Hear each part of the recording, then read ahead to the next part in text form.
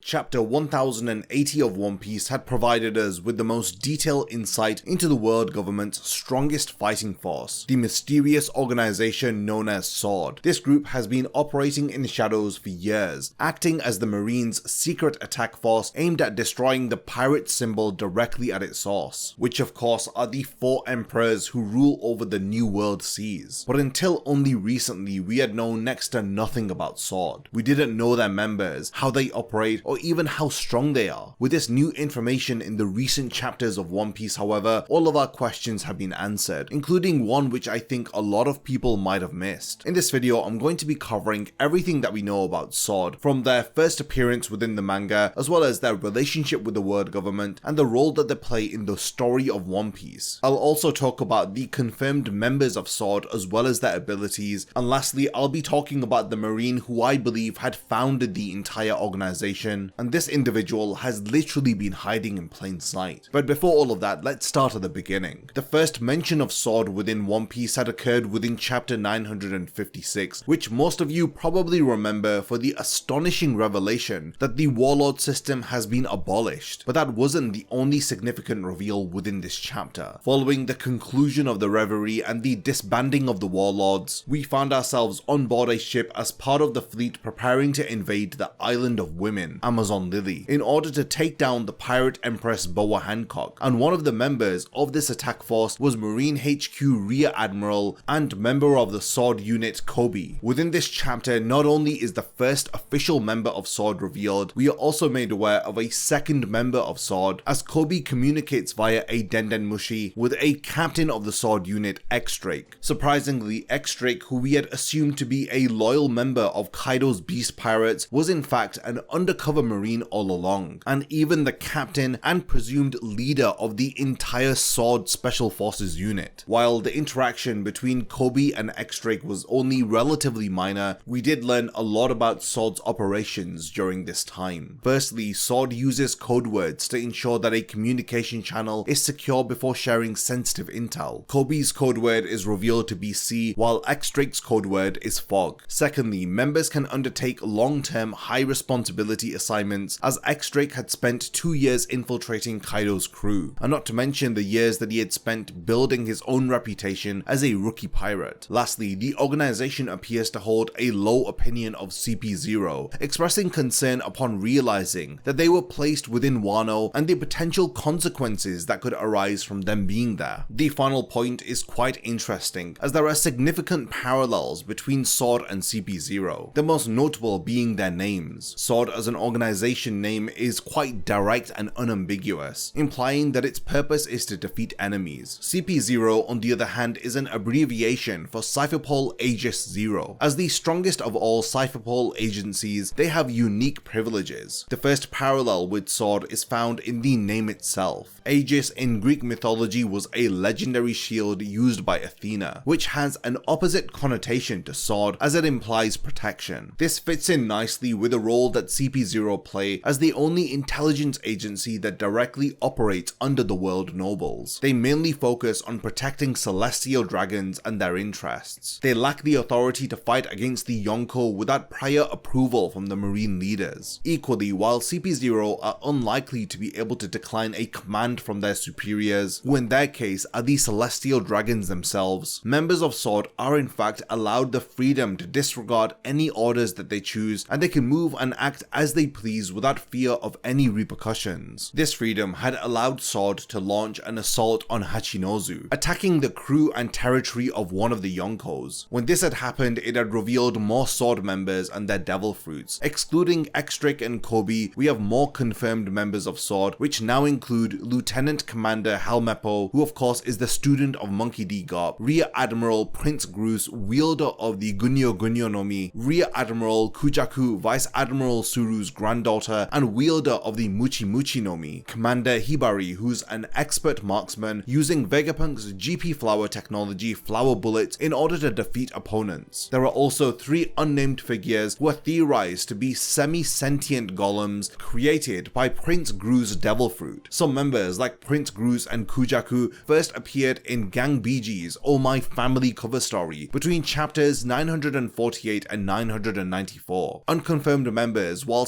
speculative may include former Marine Admiral Aokiji, since Aokiji was revealed to be working with the Blackbeard pirates. Fans have theorized that he is a double agent, similar to Donkyo Roshinante 20 years earlier. Chapter 1080 showed us that Aokiji had known about Sword's existence, their operations, as well as their relationship with the world government. Now, having this knowledge may be indicative that he is a part of Sword, or in the other hand, all of this information may be easily accessible to a former admiral, especially since it appears as though people far lower in the Marine hierarchy are capable of joining Sword. Aokiji's true loyalties are a subject of much debate amongst fans, but considering his personality before the time skip, it seems unlikely that he would willingly join forces with someone as vile as Blackbeard. Now, whether if this means that he is definitely a part of Sword is another question, as there's always a chance that the popular ice wielder has his own motives that we have not been made aware of yet. The second and potentially more intriguing theorized member of Sword, which I haven't seen mentioned elsewhere, is Monkey D. Garp. Some believe he's not only a member of Sword, but the founder of the entire organization, and I personally believe that this theory has a lot of merit. Firstly, Garp had cooperated with Sword as a key player during the attack to free Kobe. This might be attributed to Garp's usual rule-breaking nature, but it's established that only Sword has the authority to attack a Yonko without prior approval, which is exactly what Garp does here. Moreover, both of his students had ended up joining Sword, which can be speculated to mean that they were following their mentor's path. But you may wonder why I think Garp had actually founded Sword. Now, this goes back to what we know about Garp's past. While we don't have many details about his time with the Marines, we do however know this. Firstly, he had joined forces with the future pirate king Goldie Roger in order to defeat Rox D. Zebek at God Valley. And secondly, he had frequently fought against Roger after this, with Roger even telling Garp that their near-death battles had made them like close friends. Although the Yonko distinction didn't exist at this time, you'd assume someone like Roger would be treated similarly to today's emperors. Garp's ability to seek out and attack Roger at any time could have been due to special permissions granted by the Marines, which later may have formed the foundations for how Sword operates. Garp possesses all the qualities you'd expect from someone who would create an organization like Sword, one that is powerful enough to be given extra leeway in attacking dangerous pirates. Garp has a high reputation within the Marines, earning the title of the Hero of the Marines. It would make sense if he was given his own newly formed group, one that has additional benefits and freedoms that cater to a personality like Garp's, which is frankly ungovernable. Whether or not Garp truly was the founder of Sword, his willingness to work with the group may prove important, as his presence alone has launched Sword into becoming one of the most powerful forces in the entire sea. The implications for the group's future within the One Piece story are really fascinating. We've already seen the fall of 3 Yonkos in the series so far, and if you count Whitebeard's defeat as Blackbeard's doing, then all 3 were at the hands of other pirates. The Marines' intimidating reputation has waned recently, evidenced by Admiral Ryugoku's sheer terror at the thought of confronting Shanks. The Marines need to prove to the world that they are still a threat, which the creation of the Seraphim was partially intended to achieve. But with their tentative state on Egghead Island, it may well fall to Sword to be the new devil that strikes fear into the hearts of the pirate population. And who better to lead such a group than the Marine who was once known as the Demon? In conclusion, the mystery surrounding Sword and its members continue to keep the One Piece fandom intrigued. Do you think that Garp was responsible for creating Sword, or could it be someone else entirely? What are your thoughts on Aokiji's potential involvement with Sword, and is it plausible to assume that he is working undercover within the Blackbeard pirates? Another interesting side theory to consider is the possibility of Commander Hibari being related to Fleet Admiral Akainu. She perhaps may even be his daughter. Now, while this connection is based solely on their shared Hiroshima dialect, this point would really add another layer of intrigue to the story. Now, if you have any other theories that you'd like me to explore in future videos, then definitely leave your suggestions in the comments. And don't forget to subscribe to the channel so that you're the first to find out when I upload new One Piece content. Lastly, thank you for making it to the end of the video, and I can't wait to see you in my next One Piece video.